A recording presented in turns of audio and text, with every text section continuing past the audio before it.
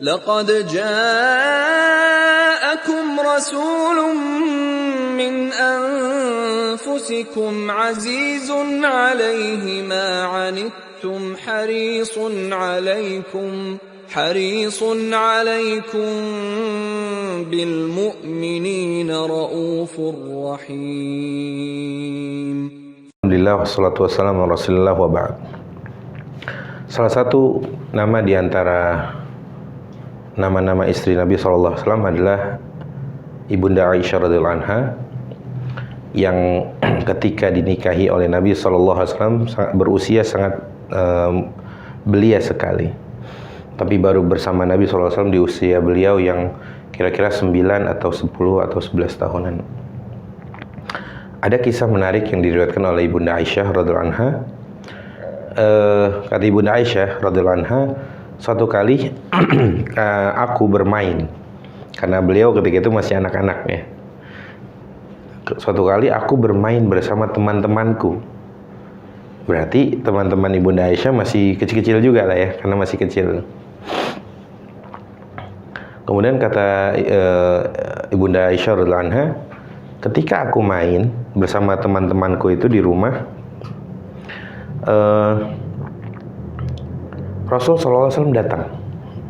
Rasul datang masuk ke rumah maksudnya gitu ya. Tapi ketika Rasulullah datang, teman-teman Ibunda Aisyah yang ketika itu lagi main sama-sama langsung buru-buru ngumpet. Apa ya bahasa yang ngumpet lah, pokoknya ngumpet gitu. Kemudian Ibunda Aisyah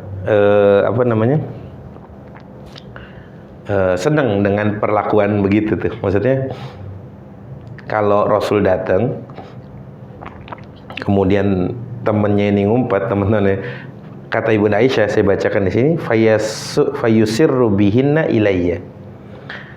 Yang seperti itu saya senang tuh, gitu ya kira-kira. Karena teman-temannya tahu kalau Rasulullah itu datang sebagai seorang suaminya Ibunda Aisyah radhiyallahu anha. Kemudian kata Ibunda Aisyah, fayal'abna ma'i. Kemudian kembali bermain. Apa yang bisa kita ambil dari cerita Ibunda Aisyah yang singkat ini, dan bagaimana Nabi SAW mengajari kita tentang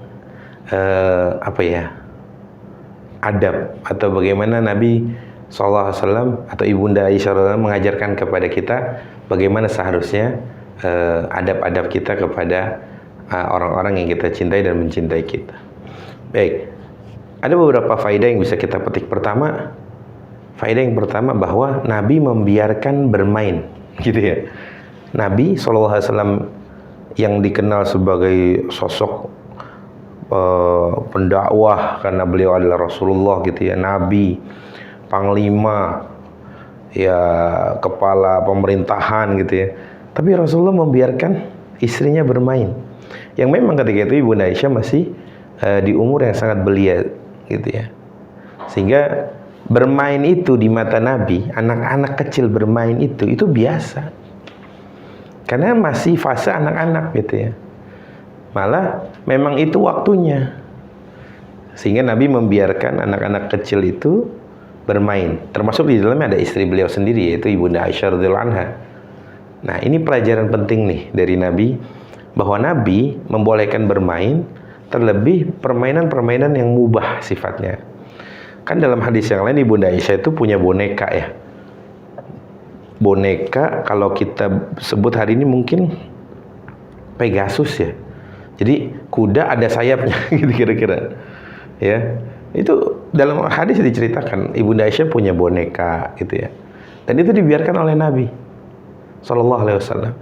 Artinya dari kisah Ibunda Aisyah tadi, bahwa saat Ibunda Aisyah di umur beliau ketika itu yang sangat belia, sedang bermain dengan teman sebayanya, itu Nabi tidak langsung udah jangan main terus, belajar, main terus gitu kan, enggak.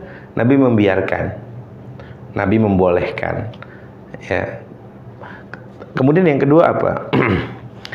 Lihat yang dilakukan oleh anak-anak kecil temannya Ibunda Aisyah. ketika Rasulullah masuk, mereka ngumpetnya mereka itu karena rasa malunya. Ya Allah, Masya Allah ya.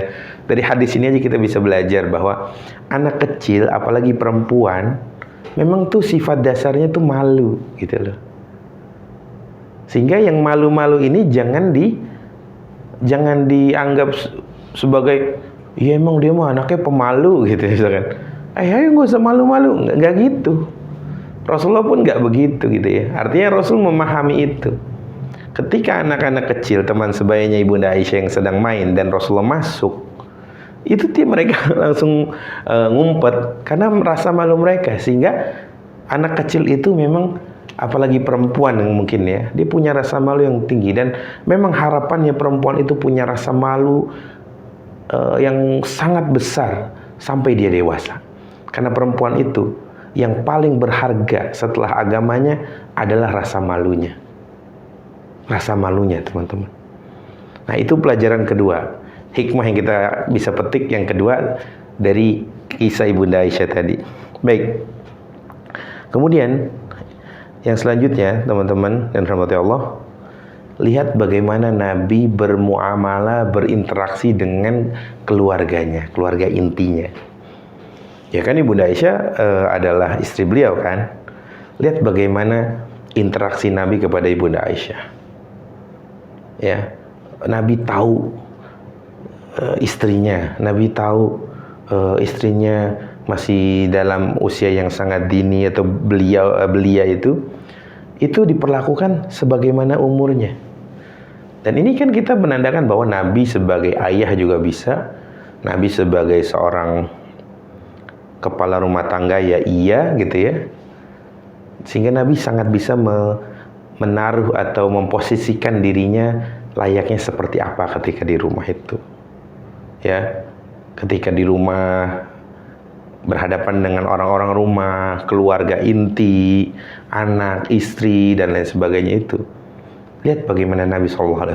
Sekalipun di luar, katakanlah Nabi adalah seorang panglima perang, pengajar, pendakwah, guru besar. Tapi ketika masuk rumah, Nabi SAW berlaku sebagaimana semestinya, sebagai kepala rumah tangga, sebagai ayah, sebagai suami, gitu ya, dan lain sebagainya. Itu artinya, teman-teman, siapapun kita, apapun profesi kita di luar, dimuliakan kita di luar, disanjung oleh orang, punya jabatan tinggi, apabila kita sudah masuk rumah, lihat bagaimana Nabi bermuamalah, berinteraksi kepada istrinya, kepada anak-anaknya, dan lain sebagainya.